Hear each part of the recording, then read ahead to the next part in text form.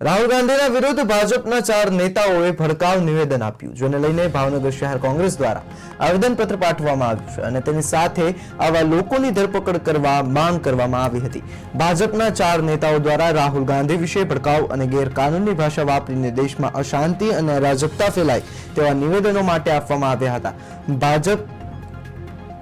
ભાજપના ભાવનગર શહેર કોંગ્રેસ સમિતિ દ્વારા એસપી કચેરીએ જઈ પોલીસ અધિક્ષકને આવેદન આપી ન્યાયની માંગ કરવામાં આવી છે। સાથે જ કોંગ્રેસ આવા ગુનેગારો સામે કડક પગલાં લેવા જણાવ્યું હતું।